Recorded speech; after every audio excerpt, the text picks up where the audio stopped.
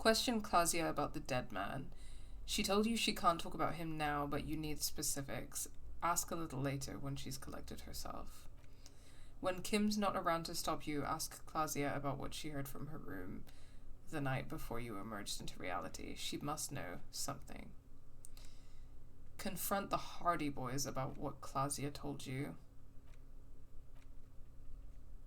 Okay. Yeah, I'll have to talk to her a couple of times later, but I think I'll go downstairs and confront the Hardy Boys next. I've returned to this incredible idol animation of Kim and Harry doing those weird exercises that, like, straight couples do.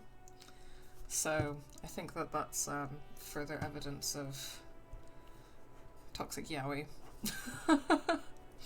You guys got to see the tail end of that, I think.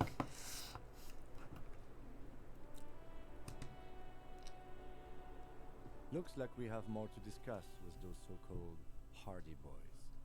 Half their reasoning just went out the window. I didn't even know they do idle exercises. That's so cute. I didn't know either. I managed to arrive back just in time to see that. I'm glad I did. You think this will make them cooperate? Nothing will make them respect the RCM, but it will disrupt the game they prepared for us. We just stripped off one layer of whatever it is. Her decision to not corroborate their story was definitely not part of the plan.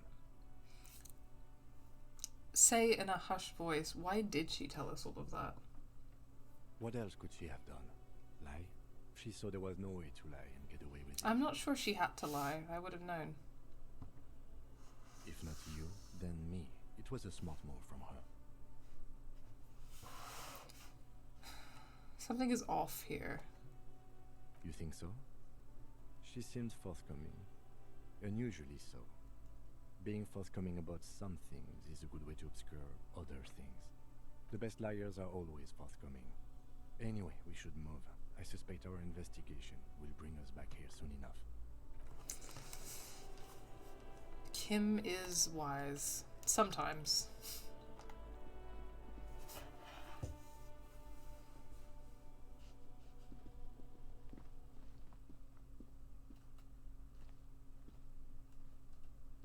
What is that?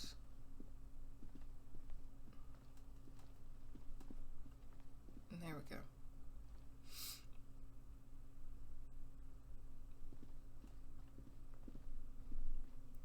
To confront the Hardy Boys.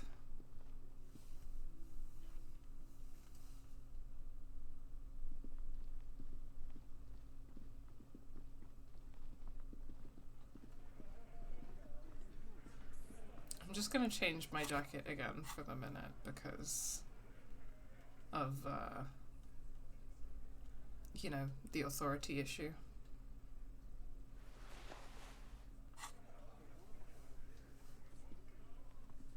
The clowns are still hanging around. What is it now? There we go. Okay. When the revolution comes and I have to shoot Kim because he's a moralist, I couldn't unmoralize him. Can you unmoralize him? Is that like an option? Is that something that you can achieve? Yeah, unfortunately you're right. Tears streaming down my face when the revolution comes and I have to shoot Kim. I mean, partly because he's a moralist, but also because he's a cop, you know. That's class traitor behavior right there, unfortunately. Claudia says she wasn't raped. Fuck. I knew that fucking whore couldn't be. There it is. There it is. I don't give a shit about women. You've hit a nerve. Titus is furious. No, more than that. The loyal Titus feels betrayed. I'm about to chew on a couple of more sweets, you guys, just as a warning. For the record, Titus Hardy did not explicitly specify the victim as a whore, nor did he say anything about trusting her. Oh, shut up and stay out of this, Liz. out of his fucking mind. You have no idea. She's just in denial, asshole. You don't understand the traumatic experience. She's shutting down. And she doesn't fucking trust me. Right, because a bunch of men mansplaining the traumatic experience of sexual assault rather than listening to what a woman is saying is definitely the right move here. Yeah, she's crazy, you know. A crazy bitch. You know the type. She's fucked up. Okay, and now he's just straight up saying she's a hysterical woman, so all of the barefaced misogyny is really coming out right now. This is a diversion. Stay on track. Cut the bullshit, she told me the truth. Lawman, I'm at the end of my goddamn rope with you. I fucking told you not to push her. A bunch of men mansplaining to two men. I mean, yes, strictly the definition of mansplaining is when you're doing it to a woman, but I mean, what I mean is that they're saying that even though they're not directly saying it to her, they are saying that she doesn't know what she's talking about in terms of the sexual violence they know, and she's just crazy. So I think that counts as mansplaining. Maybe? I don't know who made up the definition. We know she slept with Hardy Boys plural, so who was the other one? I don't know, maybe it was more than one other one, but I'm definitely curious. Oh. Sorry, Layla's here. I think I just bapped your tail by accident. Sorry, baby. Layla's my cat. She likes sitting on the PC desk sometimes. Hi, Austin. Welcome. How are you doing today?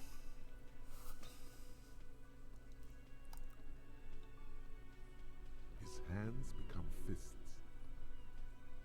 And you went and pushed her. I am gonna fucking...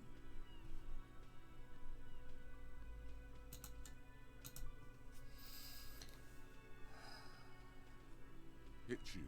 Duck. Titus Hardy. Her voice rings throughout the room like a warning shot. Success. Titus backs off. Fists down, everybody.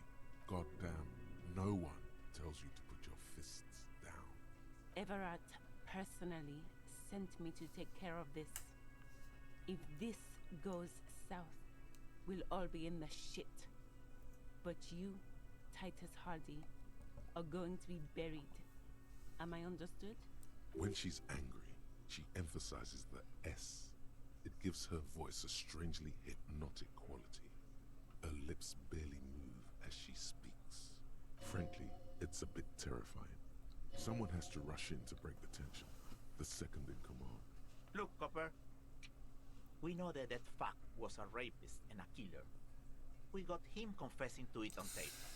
Wow, I totally trust that. Show it to him, T. What's the harm, right? Here, jerkwad. Listen to this shit. And then come back and tell me the soldier of the apocalypse was an innocent man. This is their last play, this tape. Their story is in tatters, a mess. It might be nice to listen to, but at this point, you don't need to. Why should I care about the tape? You lied to me. You don't care about evidence. The fuck are you a cop for, then? Pigs, T. They don't care about getting the truth. They care about getting convictions. They are fucking keeping a score on their bulletin boards. I won't be on your bulletin board. If you don't listen to the tape, we got nothing to talk about. There's a lot of questions. If you ask them now, they'll just keep bringing up the tape. Listen to it, and they'll have nothing to hide. Yeah, I think that makes sense. Doing okay. How are you doing? How's the game? I'm okay. All things considered, I have some time off work this week, but it's not necessarily... I have like a lot of life admin stuff to do at the moment, so not necessarily particularly restful, but I do have a relatively chill day today, so I decided to do some streaming. The game is going good. Today's been pretty heavy because of, I guess we've been talking a lot about, like, misogyny and sexual violence within trade unions and, like, leftist spaces, which is obviously a very heavy topic, but that's kind of come up through this whole plotline about the Hardy Boys telling a woman to pretend that the man that they killed sexually assaulted her and all of this kind of stuff.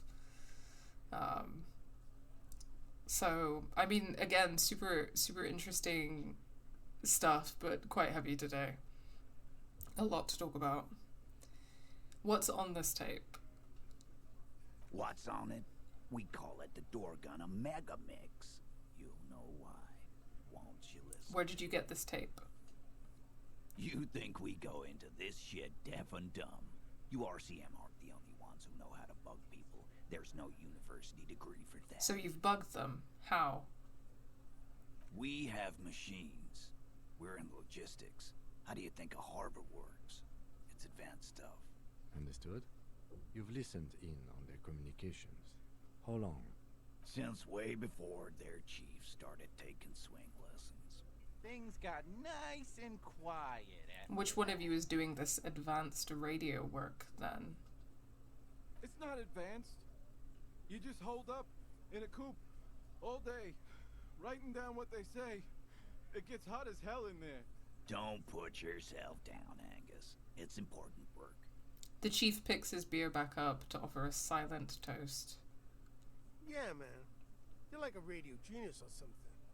Those notes are some in-depth stuff. Indexes and shit. Where can I listen to this? I'm sure we can find a tape player. Where can I listen to this? Why don't you try shoving it up your ass, genius? Yeah, play it with your ass, cocksucker. His voice echoes like thunder in the small room. I'm sure we can find a tape player. It's not a problem. He repeats calmly in a hushed voice. Your room had one. Or maybe it's too bright. That's enough for now. Don't forget your tape, lawman. Compliments are tight as hard. Take the tape. Fine, I'll listen to it. You do that. Oh, and keep it. Maybe you'll need a reminder of human ugliness someday. I'm not sure your ass would accurately play the tape. Yeah, unfortunately, I'm also not sure that would be productive. Okay, let me put my cool jacket back on.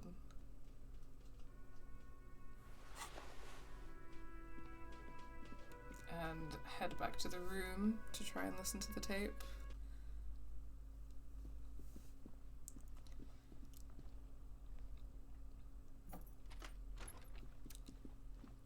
The compact tape player is still and silent.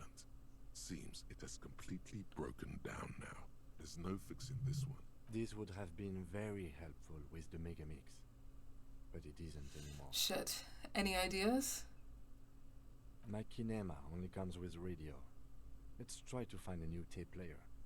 Perhaps we should talk to Roy at the pawn shop. He has That's that. true, okay. Hey Ash! Yay, good to see you. Disco Elysium time, yes indeed. We are certainly making progress in this game. There's certainly things happening.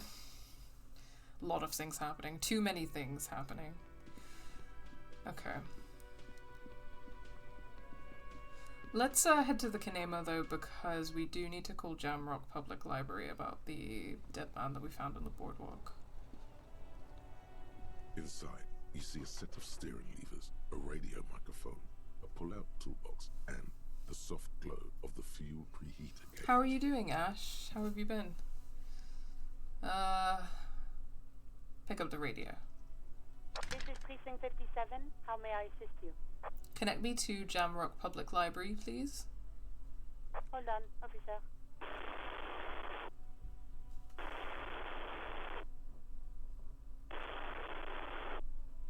I've got Central Jamrock Public Library on the line, and I will ready introduce you to their librarian.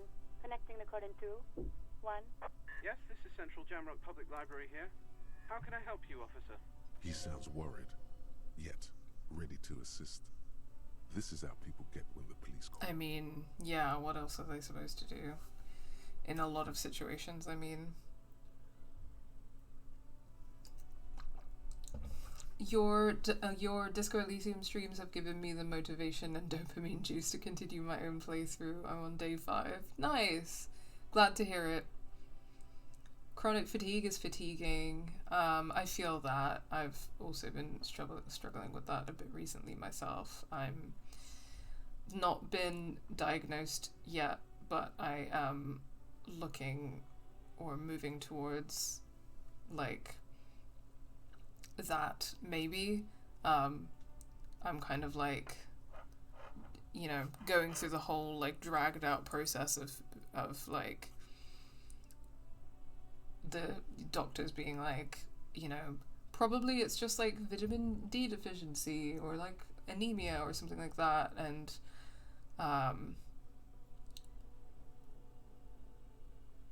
kind of taking some supplements, waiting it out a bit, and then asking for some blood tests, all of that kind of stuff. It's taking a while and it's really frustrating, as I'm sure you know. But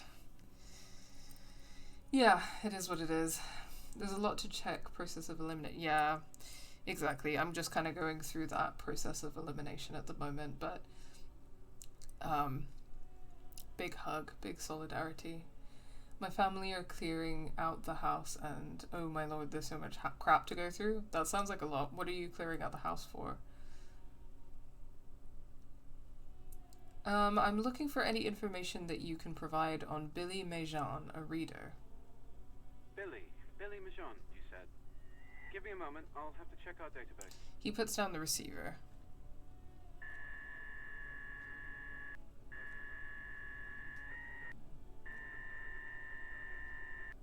On Moreau Drive in central Jamrock, in a darkened hall lit by orange desk lamps far away from the noise outside, a middle-aged man taps commands into an old radio computer. A printout falls on the desk. Behind him, a lonely reader scours some dusty bookshelves, looking for a paperback. Yes, hello, are you still there? I found Billy Mejan's home address, is that alright? No phone number, unfortunately. They're too poor to have a phone line. Yeah, home address is fine. Here we go, sir. Rue de Saint-Ghislain, 33B, apartment number 20. It's in Martinez, I believe. Cape Side apartment. Okay. That's all. That's where the smoker on the balcony lives, isn't it? Do you have any other information on Billy Mejan? It says here that they returned their last book just a few days ago, but I wasn't at work that day. Laval says, need to head home from the studio. Will continue the journey on my phone and headset lyric style. No problem. Thank you so much for stopping by, Laval, and thank you for the follow. The part coming up is great, or great might not be the best English word. I get you. It can be hard to find the words for that kind of thing sometimes, but exciting. I finally got a video call assessment for MECFS and got an official diagnosis. What does that stand for? After several years, they offered me CBT. Ah, shit. That's so shit.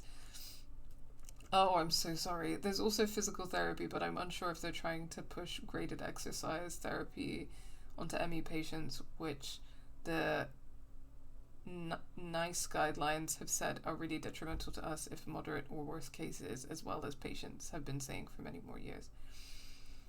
I'm sorry, Ash. It's being disabled is so fucking hard. It's so much patience and so much admin work and so much frustration. So, big hug. I'm going to try making lavally for dinner. Good luck. Let us know how it goes next time.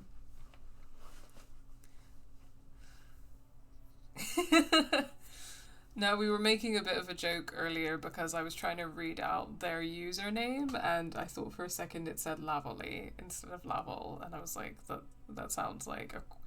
They said that sounds like a crossover between lasagna and ravioli. So that was the bit. Okay. Do you know someone who was? Marie? Marie? Do you remember a reader named Billy Majon? They returned a Tybalt book the other day. Yes, it was my colleague Marie.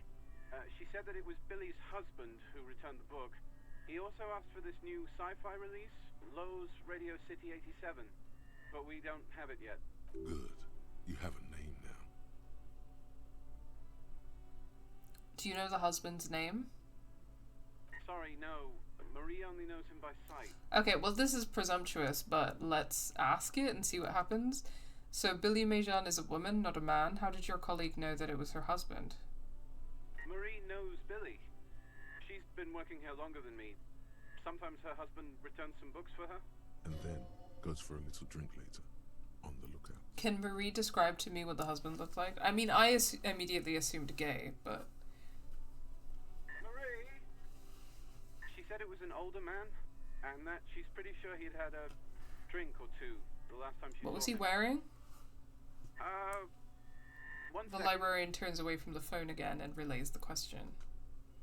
Sorry, Marie wasn't really paying any attention to that.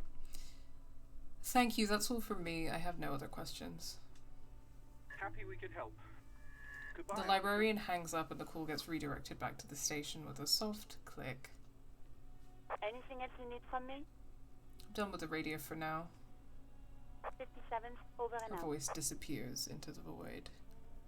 In the cabin, you see a set of steering levers, a radio on a hook, a pull-out toolbox, and the soft glow of the fuel preheater gauge.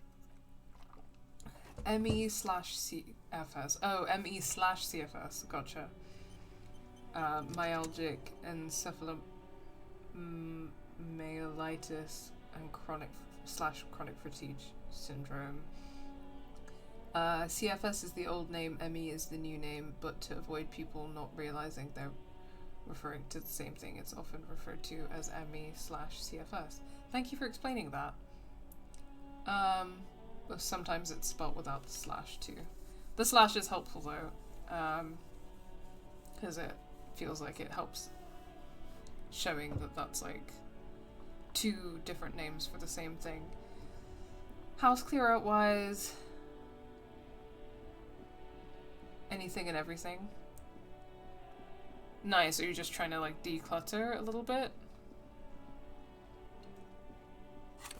Or are you like moving? Go to Billy Majon's apartment to deliver the bad news. It's apartment 20. Okay. Listen to the door gunner megamix. Well, we'll try. I think we need to head to the pawn shop to do that, but let's go to Billy's apartment first.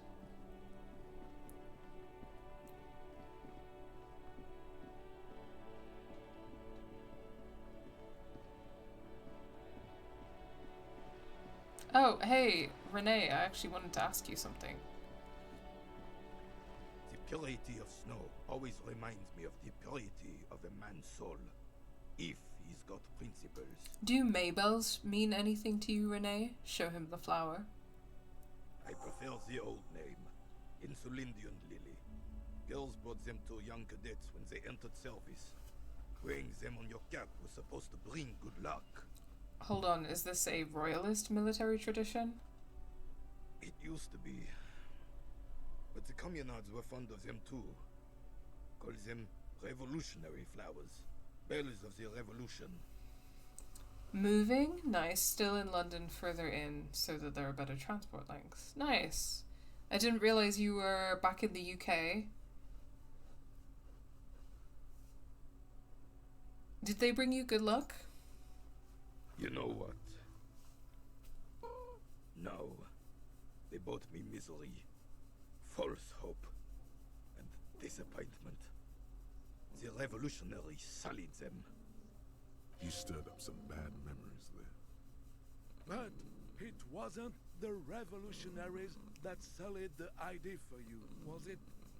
She gave them to me too, and your jealous little heart just couldn't accept it. Sorry, I don't know if you guys can hear Layla, who's a happy cat. Who's a happy little girl. Oh, she stood up. You could sit back down. You could sit down. Enough!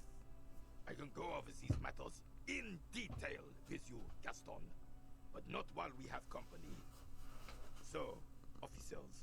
Maybells don't blossom yet, do they? The lieutenant quickly asks. Maybe on some remote parts of the city they do. But I think you'll have to wait for at least a month. Renee, I found your guard booth. Yes. The Debardeurs Union pays me to stand vigil during the nights. Not out of any political allegiance, mind Well, you. I assumed. I'm an old man. Don't sleep more than a few hours every night anyway, and money is tight. He feels like he has to justify himself for some reason. Need a cat cam on the stream? Yeah, sorry you guys. For this game, I've been pretty consistently no face cam just because of life has been lifing for me recently, and I feel like when I'm playing a game and I've got face cam on, I just need to be feeling and doing a lot better to be perceived. But I will at some point be putting the face cam on again, but probably not for Disco Elysium because it's just it's a longer game and I haven't been feeling amazing, so it's okay.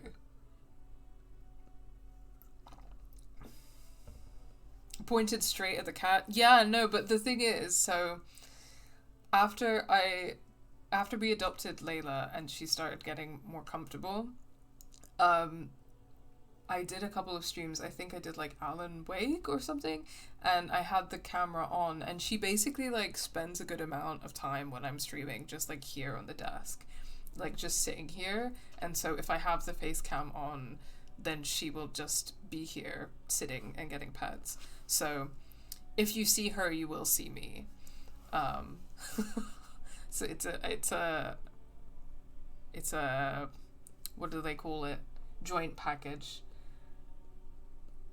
Maybe a cat emote? Yeah, I think we need to update our cat emotes a bit, because so we've got Sleepy Chickpea emote, God rest her soul.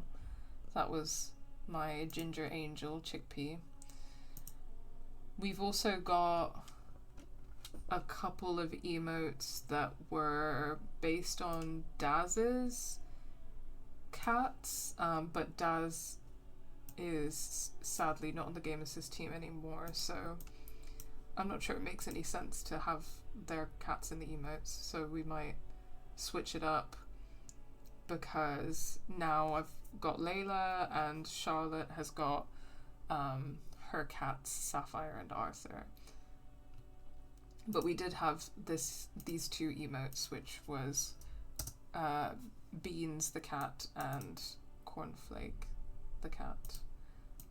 Cornflake has also sadly passed away. But yeah, I think we need to update some of those cat emotes. Sleep well now, Chickpea. Yeah, it's funny because obviously it's been a whole process, grieving Chickpea's loss. She was really special to me and we had a really special bond. She was my first cat, and yeah, with Layla, it's been a whole process, I think, with the grieving and then adopting someone new and getting to know someone new. But sometimes she really reminds me of Chickpea. She's very much her own cat. She has her own personality, but sometimes she does these little things that remind me of Chickpea, and it's strange, but really nice. And sometimes, so we have a little table, which is a little shrine for Chickpea. It has her urn on it. I got there's this lovely shop on Etsy that makes custom urns for your pets, and they make it and paint it to look like your pet. So I have a absolutely lovely custom urn for Chickpea that's painted to look like her. It's so beautiful. and her ashes, she's in there, of course her ashes are in there, and we have like pictures of her and her blankets and her favorite toys, and we have like her paw print, and the crematorium did that for us, which is really lovely. I remember, sorry, I'm getting a bit emotional, the first time we got that, like I remember like touching her paw print, and it made me really emotional because I was like, I feel like I'm like holding her hand. It's like the shape of her hand, obviously. And anyway, yeah, so Chickpea has her spot in the house. Sorry, I'm crying a bit now, tearing up. But Layla, I think when she first moved in, and she was so scared, bless her, because we got her from a shelter, and she used to just be so nervous and so scared when we got her, and in the shelter she like wouldn't come out of her cat carrier, and then when we brought her home for ages, she just like hid like under the bed and stuff like that. She wouldn't come out, and took her quite a while to get as comfortable as she is now, and so she's made enormous progress, and it makes us really happy, because she was, you know, a rescue cat as well, just like Chickpea, and you know, they have their weird like traumatized behaviors much like us, and at one point when she like started getting comfortable exploring, she hopped up on the table with Chickpea with her ashes and her shrine, and she would just like sniff around, and she was like very confused by it, and like started rubbing her head on everything, probably because she was just like curious and she didn't know what was going on. Now sometimes she hops up there and she just sits with Chickpea. It's really cute. And it's like she's paying respect at Chickpea's shrine. It's very sweet. I feel that she carries a piece of Chickpea with her in her spirit. I feel that they are soul sisters somehow.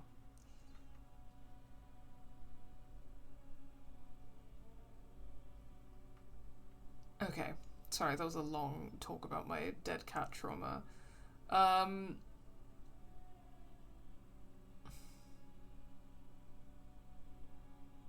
saw a picture in there. You were in it. You looked happy. Who's the girl?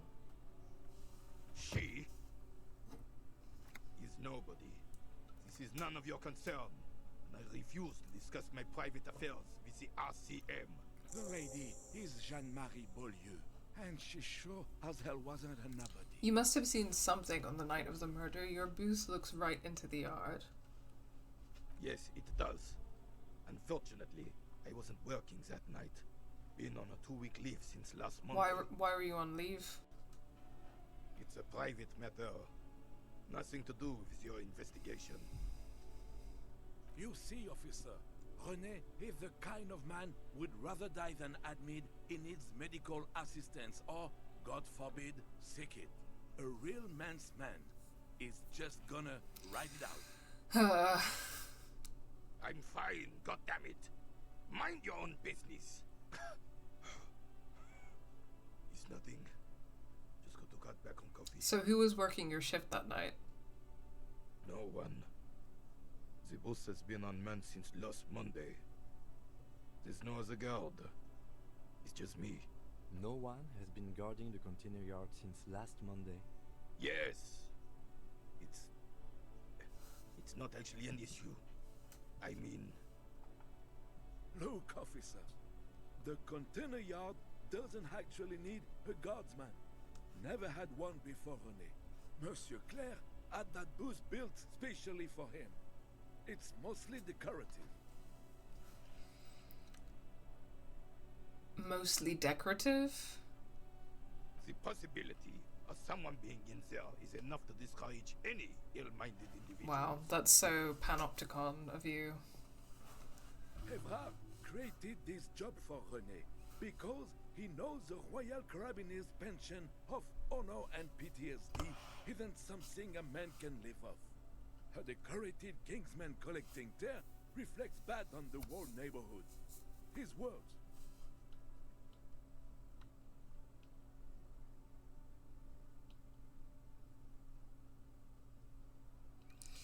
Okay, this is once again a juncture where we have a few options to express a political opinion on the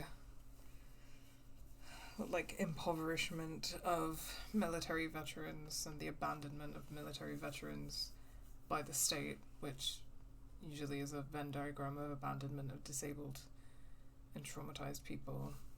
However you feel, which I certainly don't feel good about people being involved in the military at all, but however you feel about that, the treatment of veterans is still wrong. It's a class issue and a disability justice issue. And some veterans have, people change. Some veterans still have terrible politics, but there are some veterans who become anti-imperialist, so that's also worth saying.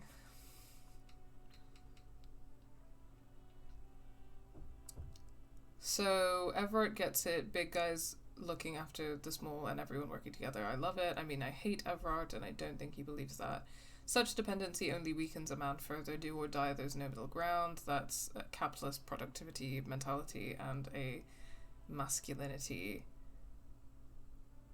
toxic masculinity Venn diagram there, so no thanks. Renee is but one man. We need a program. Get all the elderly back in the job market. Keep folks motivated. No, the elderly and disabled shouldn't be forced to work to survive. Renee should rent out his services, invest the profit, get a few more guys, expand and repeat. Wage work is a dead end.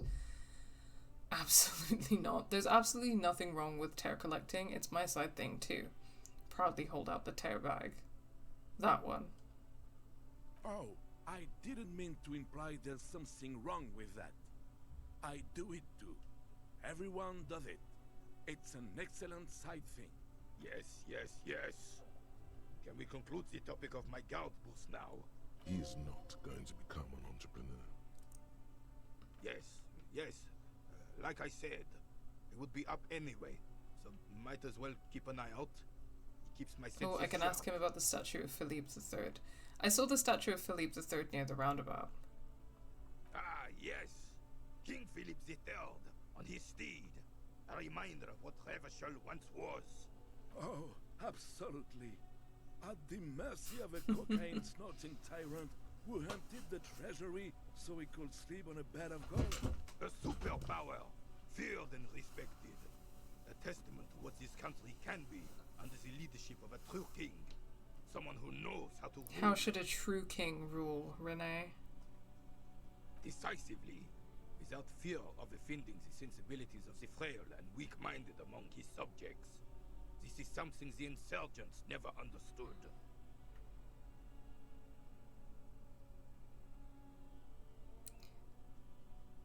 Seems to me a leader should take care of his people before himself.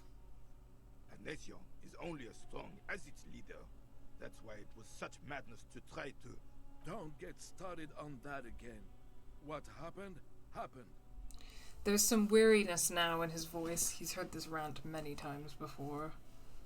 The Carabiner doesn't reply, but his entire being communicates unbreakable resolve. Let's talk about something else. Right. Okay, my chances on this are low, but let's try the composure check. What is it about this old soldier that makes him stand so proud? Yes. As Rennie turns from you to his partner and back, the medals on his chest rattle and glare. He keeps his spine straight and his ribcage lifted, displaying them proud. How many medals are there? 2. The larger one is shaped like a cross, while the smaller medal resembles the sun. Look at the cross.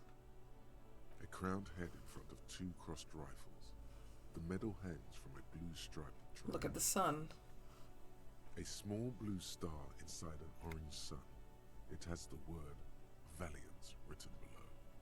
For bravery. Sorry, the medals. What did you get them for? For bravery. Okay. It's a conflicted topic for the old veteran. There must have been a number of controversial episodes in his service days. Listen, I don't think it's particularly tactful to say not for killing babies or not for raping women, but what those are pointing out, obviously, is that being involved in war, I mean, sexual violence is a weapon of war, rape is a weapon of war, always has been. It happens. Most of the military, many of the military veterans that we know have done things like that, even though that's not something that we openly discuss. And also, killing babies, killing children, that also is something that happens a lot. Obviously there are a lot of like specific like contexts and circumstances, but fundamentally that is what imperialist wars entail. And when people justify imperialist wars, that's what they're doing. Feels particularly relevant, obviously, at the moment with the amount of people who are justifying the genocide in Palestine, and it's like, and like Israel's colonial regime in general. Both the ongoing genocide since October 2023 and the settler colonial regime that's existed for now 77 years. That is, from the very beginning, what it has entailed. Displacing people, killing children, and raping women. That's just the fact of it. And I don't think Renee is gonna take too well to me calling that out. Obviously, I don't know anything about Renee specifically and what he did or didn't do and what he did or didn't, and this is key. Witness and look away from and allow to happen or legitimize happening, because that's also an issue. But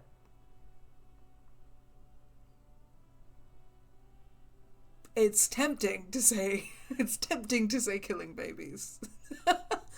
But I don't think it's going to go down well. So let's just play it kind of cool and ask him more questions. For bravery, you say?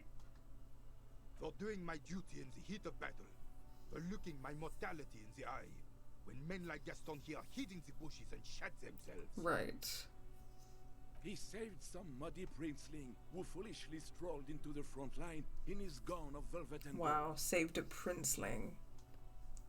It was on the first months of the revolution here in Revachol. Unrest was spreading like wildfire. Marauders had taken most of the Quran and were getting really ambitious. This is really bad, Renee. I can't believe that the communists were just trying to kill the royals and you stopped them. Can't believe you would do that. King Frisel thought he could end it all in one decisive strike. Sent his cousin, Drisson, to put an end to the unrest. Alas, the young Drisson was all piss and no vinegar, wearing a tunic of purple velvet and cockatiel feathers to battle. Even his rifle was gold-plated, shone from 5 clicks away. Can you imagine the asininity? Purple velvet tunic. That isn't exactly camel. To keep the long and bloody story short, Drisson marched us against the partisans in Coron. And when I say marched, I mean made us walk into captured enemy territory, single file, like toy soldiers, while he rode in front on his giant red stallion. The rebels were smart. They let us come real close before opening fire. Suffice to say, it was carnage.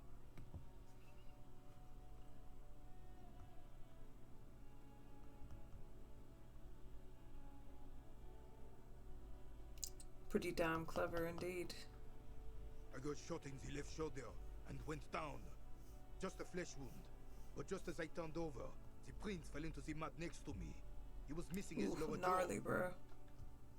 Then his horse, driven mad by the noise and smell of gunpowder, stepped on my leg and shattered my He pats knee. his right thigh. Okay, then what did you do? I grabbed my sidearm and shot the beast in the head. Then everything went black. Poor horse. What the fuck did you do that for?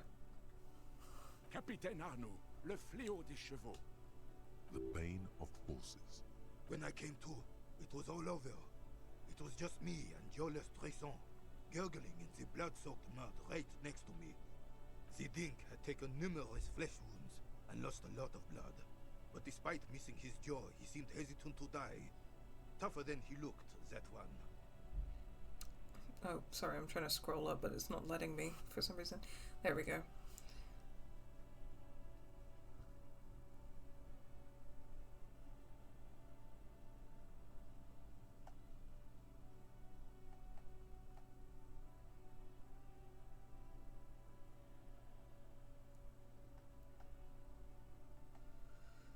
I don't really want to compliment the prince.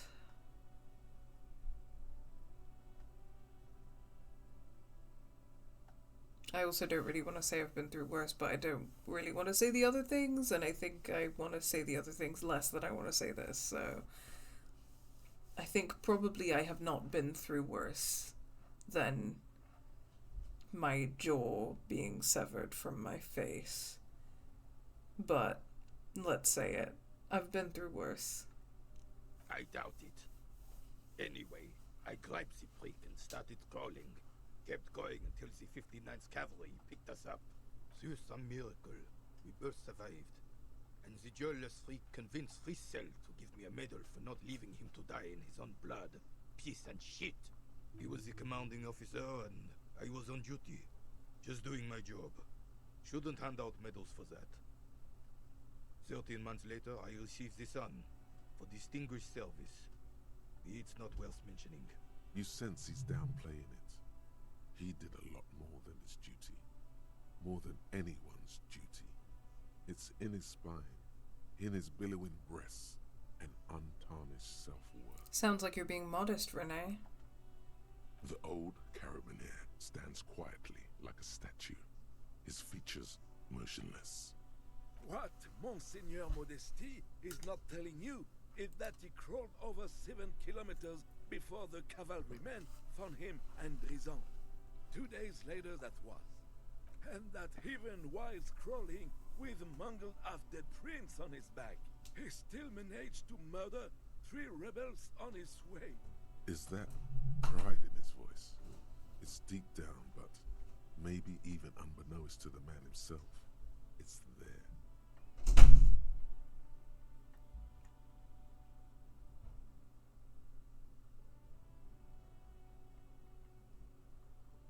Hold on, you're just a little bit proud of Renee's heroics, aren't you? Sorry, officer, but you're reading me all wrong. I'm a man of peace, and these kinds of bloody heroics are only impressive to men like Rene himself. Certainly not to me. How did you find the story to be, officer? This doesn't seem like a good moment to express an opinion. I don't want to risk it. Bon Dieu. You and Gaston must be related. His blood runs yellow too. Maybe, but also bear in mind, officer. They don't end this out for anyone with a service record. Oh no, you have to get shot repeatedly. And you need to get your hands bloody too. Really, really bloody. Do not speak of what you know nothing about, Poltroon. Duty is something you will never understand. Okay, Renee. I mean, I wouldn't have done all that for some royal, but whatever. Thanks for the story. Bah! There were many such stories in those days. Many such men too. True Revacholians. Men with backbone. Oh yes, René, yes. Men were bigger, girls were prettier, and everyone wore the fascia. Lord, please bring those days back, if you can. I'm not getting into this with you again. Officer, was there anything else? You should try to come up with a heroic story of your own. Impress this old soldier. I don't think it's gonna work out trying to impress him. I could always increase my drama with my outfit. +1 drama.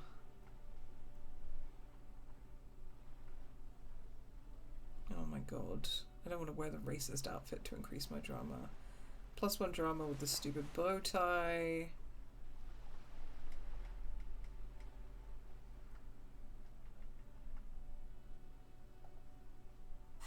Okay, let's try it now. Vigilance officer, what can this old carabiner do for you? Okay, I'm gonna wear the racist outfit for like 1 second. Vigilance officer, what can this old carabiner do for you? Renee told you his war story. Now impress him with your heroics. Go low, go deep, go unconventional. Nice, okay. My story doesn't have gunfire, blood, or spilled guts, but let me give you a different take on heroism. Sure, officer. Let's hear your Imagine just flickering into existence from nothingness. I'm not following you. He'll get it. Don't worry. Just continue. He's gonna be impressed.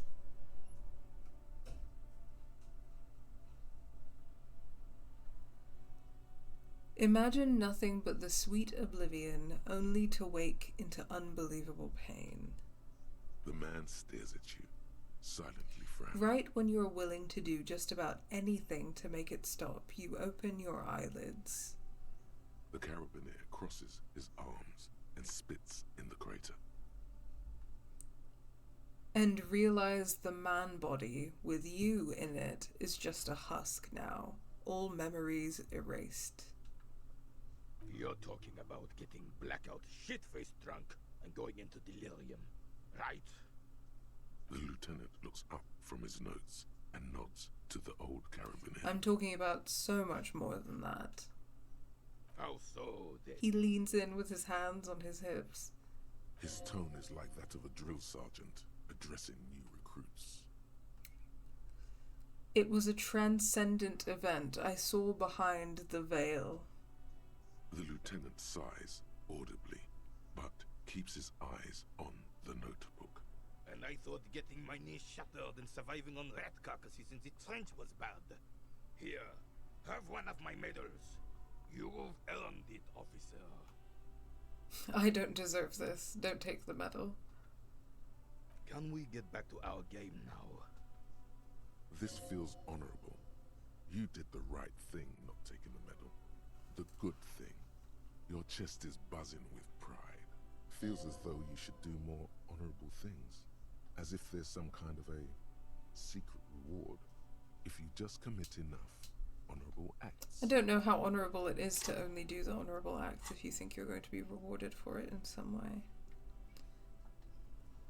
Okay. Let's put my normal outfit back on.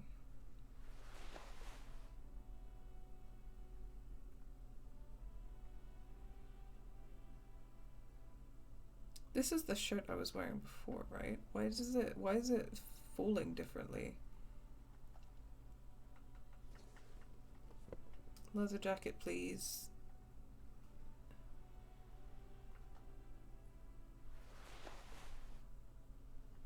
What shirt was I wearing before? I think it was the dress shirt.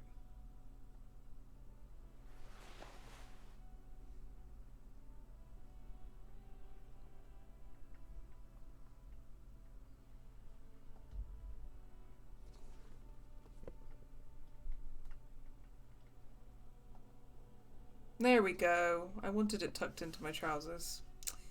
Nice. Okie dokie.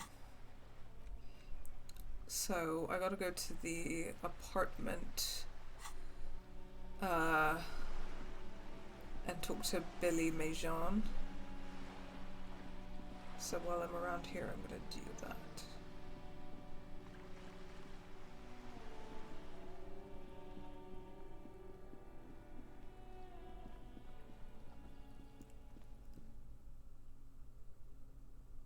So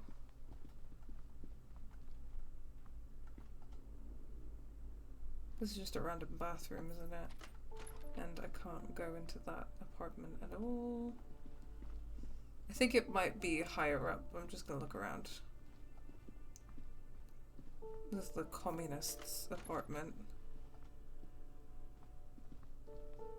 plaster cast bust depicts a middle-aged man with impressive sideburns. The name on the plinth reads Kraz Mazov.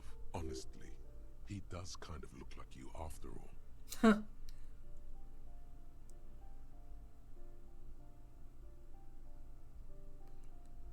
Kim, you have to admit this Kraz Mazov bears a striking resemblance to me. Hold on a second. Is this why you broke in here? To find out whether you're Krasmazov? I'm not saying that I am Kraz Mazov, I'm just saying that we look alike. Sure you are. Just humor me for a moment. Don't you see the resemblance? Well, you both do seem to share an affinity for sideburns, but it seems like old Kras here didn't drink nearly as much as you. Yeah, I have a problem with alcohol. You do, but that's not the point. The point is, he doesn't look like you.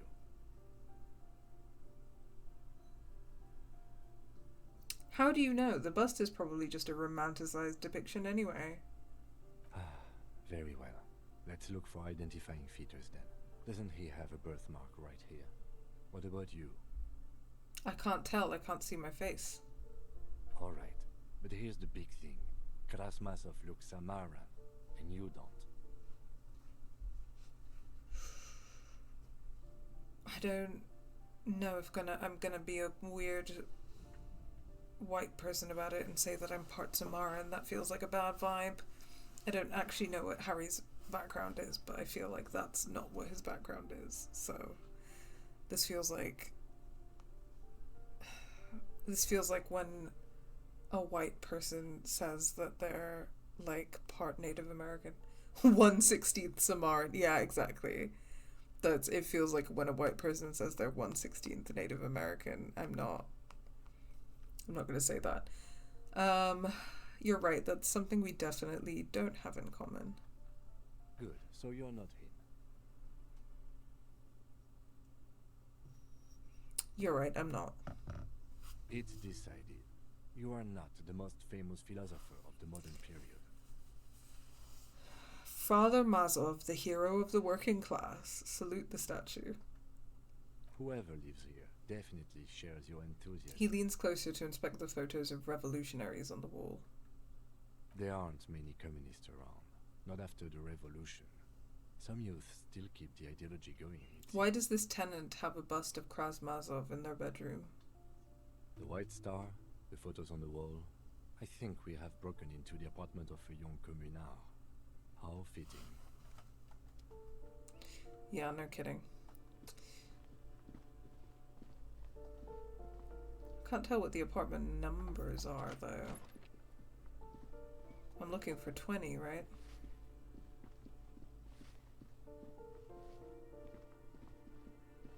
Let's try this balcony.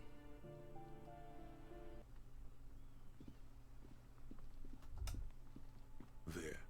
Do you Smell that? what? Can you not detect that inimitable whiff of dissatisfaction and restlessness? That sense that the world is in need of dramatic, even violent, reordering? Are you saying there's a communist nearby? Without a doubt. Your politico-olfactory cortex doesn't deceive you. The smell is coming from that balcony over there. You mean from Cindy? Certainement. A precocious communist youth. A symbol of a kinder, more hopeful future. Now's your chance to establish contact with your revolutionary brothers and sisters. Hell yeah. A chance to establish contact with the future. What a beautiful, terrible thought. Hi, Cindy. Hello again, officers. Have you come to admire my mural? Fuck the world and piss Efsler send their best. I don't believe it. I've never known those boys to have manners. The bemusement in her voice doesn't fully mask genuine tenderness. They seem to hold you in high esteem. They'll never be skulls, but their hearts are in the right place. Skulls are cool. Can I be a skull? Fat chance. but you can still do your part to revitalize the neighborhood. Okay, how's that? She throws you a conspiratorial glance, then presses her finger to her lips and squints up at the sky, as though straining to hear something in the distance. Have you noticed the quiet? Every so often, you might hear a gunshot pierce the air somewhere in Jamrock.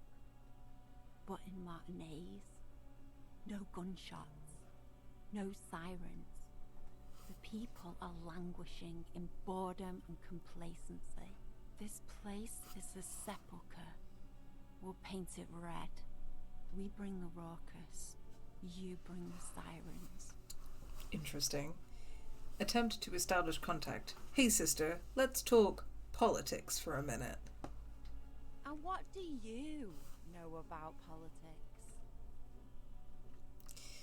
I'm looking for comrades to help me fire up the great Mazovian sausage grinder. Will you help me?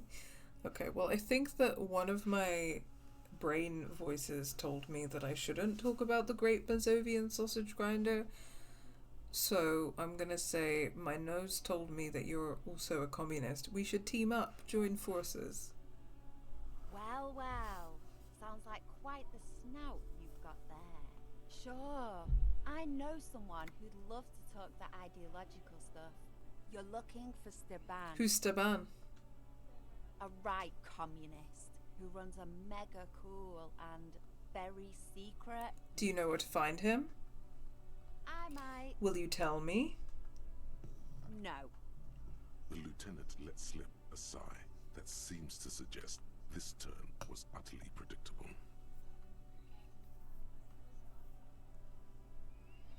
Tell me what you want me to do. A wicked grin extends across her face, a laughing skull. Death hilarious. This is gonna be bad. Oink for me, piggy. Just once. Come on, this is no way to treat your revolutionary brother. Wrong! This is exactly how I treat my little brother. Reluctantly. Wink wink. There, that wasn't so bad, was it? It's not the worst indignity you've suffered the last several days, but it is up there. Listen, the revolution is more important. And also, I don't want to be a cop. The lieutenant, needless to say, is not impressed. Sounds like you're really serious about meeting Steban. It's touching, sort of. Steban's group meets only at night, in an old room in these apartments here. It just so happens you're in luck. Their weekly meeting is tonight. Poke your snout around sometime after 10 p.m. and you might just find them. What else can you tell me about this Steban? Just that he's a real communist. Not like the play acting you've been doing. The rest, you'll have to see for yourself. Thank you, Cindy. Hold on. You didn't think it would be that easy, did you? See, Steban's a bit on the paranoid side. He's got all these mega secret passphrases to keep out infiltrators and the like. You can't join the meeting without one. But you're not going to tell me, are you? Why would I? That would be so boring. Now, let's see if you're half as dedicated a communist as you say you are. That's enough. Off with you then. Catch you later, Cindy.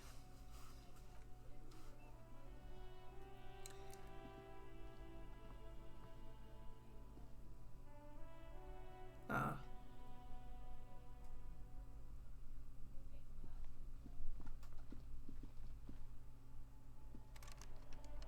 Okay, so this is not the right balcony, but that's fine. Because we got to have a nice conversation with Cindy.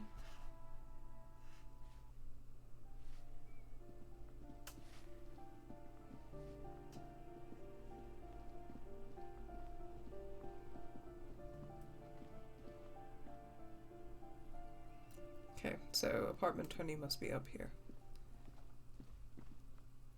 A weathered brown door. The number reads There we are. The lieutenant motions to you to go ahead and knock. This is the door. You already know it's the right door. This is going to be so hard. Don't knock! Just leave! You don't need this! You don't need to sad it up! You're right. Let's talk this through.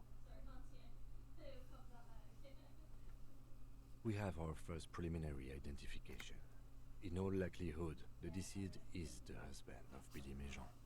We need to confirm this, as well as deliver the death notification to Billy herself. Now, delivering a death notification is never an easy task.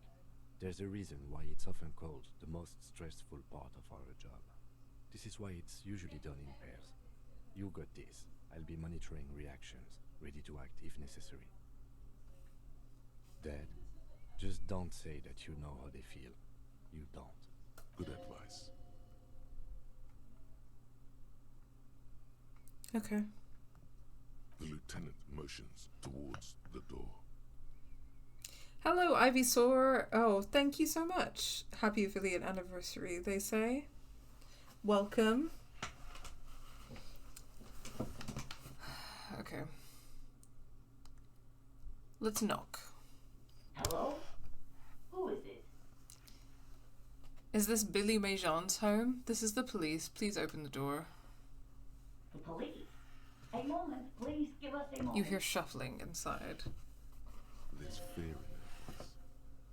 Come in, the door is open. Completely legitimate under any circumstance to be afraid that the police are knocking on your door. Oh, she looks familiar.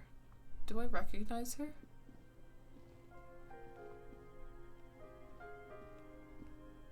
A textbook for high school, mathematics, trigonometry mostly. This looks like children's bedroom. Posters of contemporary pop stars adorn the walls. The clock is ticking away with an old cheerfulness. Its ticking makes you anxious, rings hollow in the room. Oh my gosh, I think this is the woman who was outside the bookstore earlier and we could say, is your husband missing or something, and her husband is missing. Some leftovers kept warm on a stovetop. You're going to deliver this news wearing that jacket? Yes. Whoopsie. Windows covered in old newspaper clippings. Can't they afford curtains? It's you from the book stand. Did you come to bring my cockatoo back? She smiles nervously before the smile vanishes from her face. I don't think I introduced myself properly. I'm Billy. Would you like something to drink? She looks around the kitchen. Tea? Lemonade? We're out. I think that she's called working class woman and he was called working class corpse, I think. So, makes sense. The lieutenant has taken off his foggy glasses and is busy cleaning them in his handkerchief for now. You're on your own. He does kind of like to give me the hard jobs sometimes, huh? He must feel vulnerable without his glasses. Is this why he's letting you take the lead?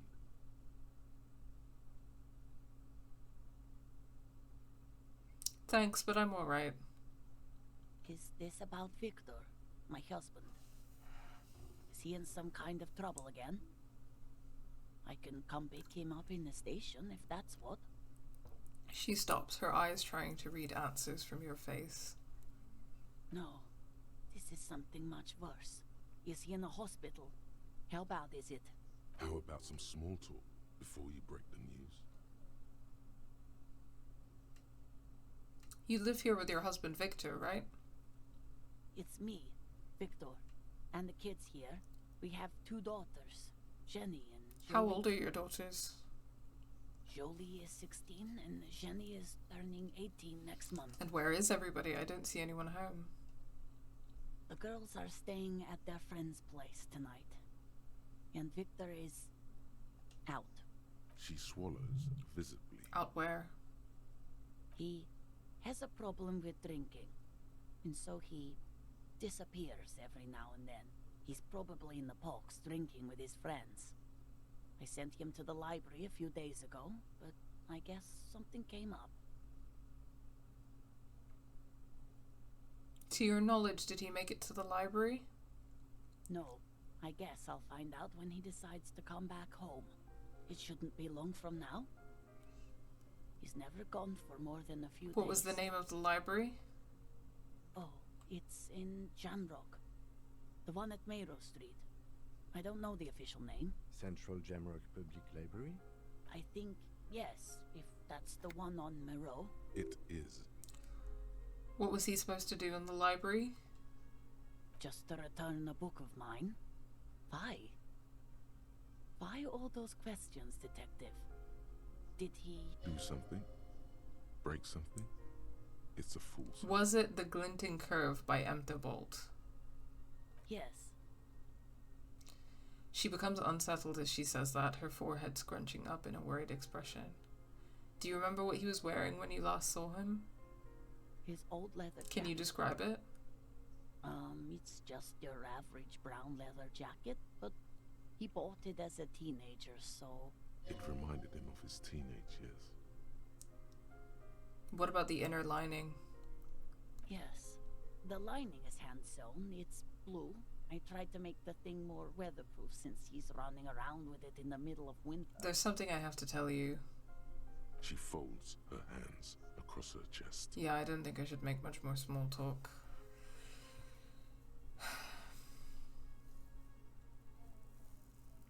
Kim is here as +4. That's nice. Identify the leather jacket. Identify the library card. Discuss things with Kim. Lieutenant's handkerchief. Empathy check. Tell her about the dead body. I don't want to. What? That was a 97% thing, but we have to. I don't want to do this. Turn to Kim. It seems like there's a part of me that refuses to do this. Do what? Officer. The lieutenant warns you. Too late. You ruined it. Just say it now. Your husband's dead. Excuse me? What? What did you say? She's in pain. She's in so much pain. And so are you. Your chest is burning. We are very sorry to inform you, but your husband, Victor Méjean, was found dead this morning on the Martinez boardwalk. Oh. She touches her neck, eyes pale like pearls and seawater. Oh. But he was just... She looks at the kitchen table where 2 cigarette butts are still in the ashtray. He was just here. Alive. I understand that this comes as a huge shock. I want you to know that me and my partner are here for you if you have any questions. We are very sorry for your loss, ma'am. What happened to him? Tell me. He fell and smashed his head against the bench. And you just found him there? Lying in the cold? How long had he been there? For a few days at least. She doesn't reply. Her eyes well up with tears as she struggles to keep it together. You hear the clock ticking in the children's room. Is there anyone we could call for you? A friend, a family member, someone who could be here for you? No. I just need to tell my girls. The air gets sucked out of her lungs suddenly. God, should I call them? Should I tell them to come home? Yes. All right. I'll call them. Just tell me, what do I need to do next? Where is he? Can I see him? He's still there on the boardwalk. You haven't even taken him away. There's alarm in her voice. No, we have. He was taken to the city morgue. The local coroner will be contacting you shortly to arrange the funeral. Here's his number, in case you want to contact him earlier. He hands her a leaflet with the morgue's contact information. Well, that's good. I forgot that we had done that, though. Is there anything else that the RCM could do for you? No, I'll call you if something comes up. I'm still a bit... She rubs her face, blotchy and numb. Alright, that's it then. Again, if there's anything we could do for you, then don't hesitate to call the RCM, ma'am. She just nods, distant and inconsolable. The bed springs rattle beneath her as she begins to shake. These are her last reserves of strength. Her muscles will give in soon to a scream. I'll take it from here. Thank you. She points at the front door, breathing fast now, holding herself back. We should step outside and talk. Set the library card by her, leave the room.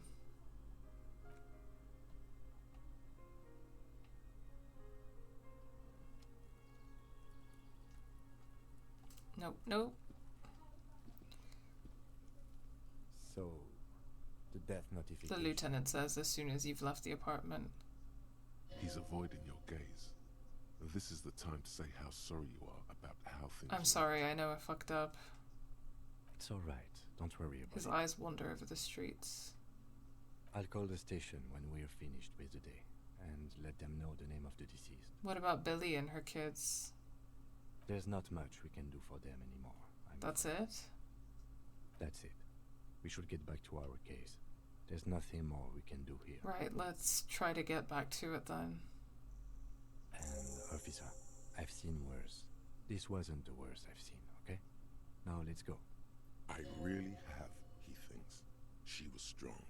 She made it easy for us. That was sad. Get yourself organized. Find the secret passphrase to Steban's meeting. Restock the trap. We have to go to the pawn shop, don't we, to look for a tape recorder. And also we probably have to go back to the church at some point. Oh, pick up dice from the dice maker. I totally forgot about that. Might as well do that and cross that off the list.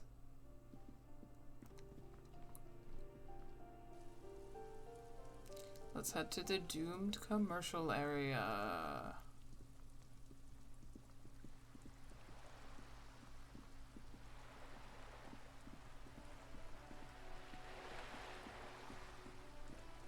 That was crazy. That dice roll was crazy. I can't believe that it was 97% chance and I failed. That's crazy.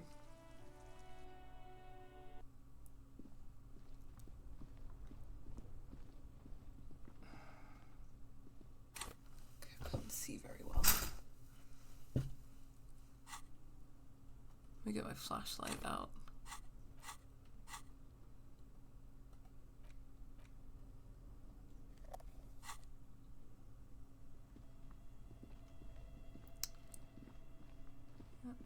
Here we go. I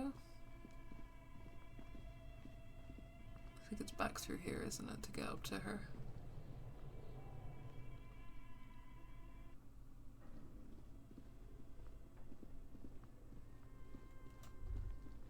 But where are the clothes it used to display? I don't know. Here we go.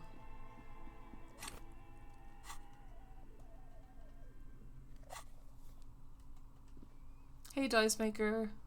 Oh, it's you again. Are you looking for I came back to pick up my die. Very good. That will be 7 real for one custom Here you die. go. Here's your amber die. The dice maker opens her desk drawer and hands you a die the color of dark syrup. There appears to be a small fly embedded within. It's like looking into a lost little world. I'm listening. I have more questions about this building. I found a strange machine. Fortress Accident, the radio game studio. She closes her eyes as some remnant of a memory lights up her face. She liked them. They were an interesting bunch. We talked about role-playing systems every now and then. Once, I even saw 2 of them get into fisticuffs over Wiro. They certainly took their work very seriously, even if they seemed to be chronically liberal with their What do you mean liberal? What happened? The usual. They ran out of money and couldn't get the project done. What went wrong? Well, I did hear them talking at times. She looks at the hallway as if she can still hear them chit-chat behind the curtains on a cigarette break. They seemed to believe they were historical individuals on some grand quest. Really? They must have been on a gigantic ego trip. That's what I thought. Because when the money started to run out, they just began to complain a lot about capitalism. You know, how the markets are rigged to keep up new businesses and so on. In the end, they just didn't get it done. They didn't have enough willpower to produce something truly historic.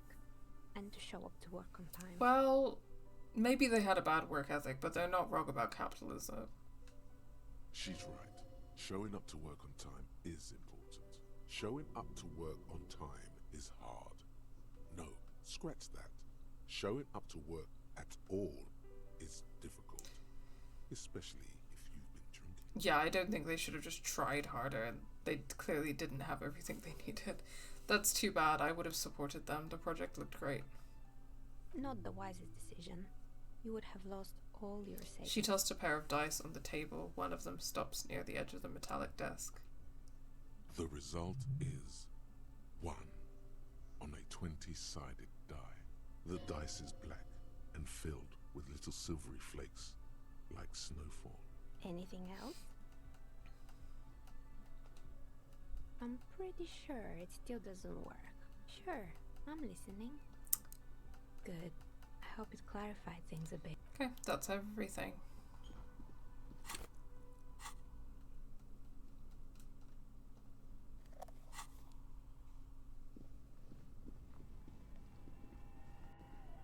So that's all of the Tuesday stuff done, which is good.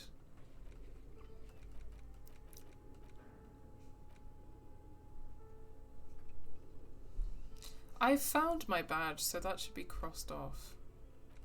But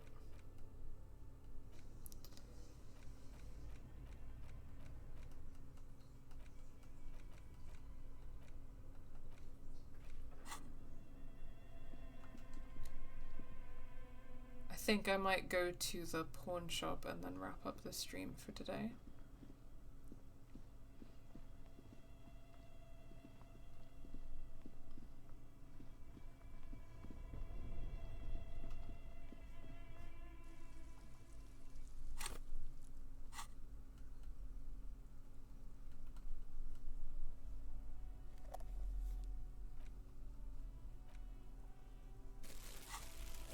Me and my little yellow plastic bag.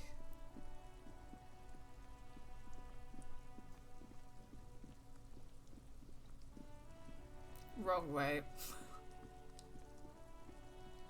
Although, actually, if I'm here, I may as well stop by the freight and trade in my tear. The tear machines, your bottles clunk into... The yellow roses in the window, those aren't the flowers that were left for Clausia. Ah, yes. The flowers that were left for Clausia.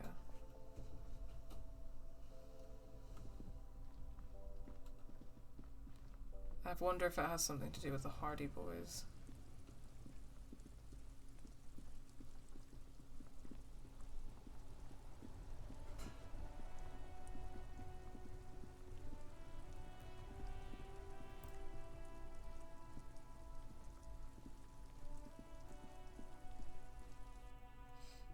We're trying to get a tape recorder, aren't we? Hello, hello. Let me know if I can help you with anything. I'm looking for something that plays a tape for police business. Yeah, we still have those boom boxes on the shelves. Oh, okay. So should I just look up there? The boomboxes wait on the shelves.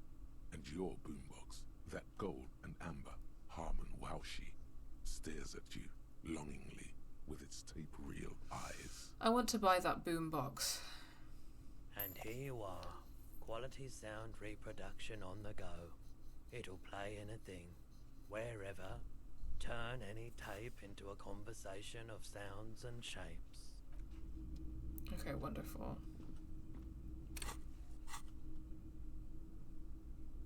equip this to play tapes. Really is a fucking boombox, isn't it?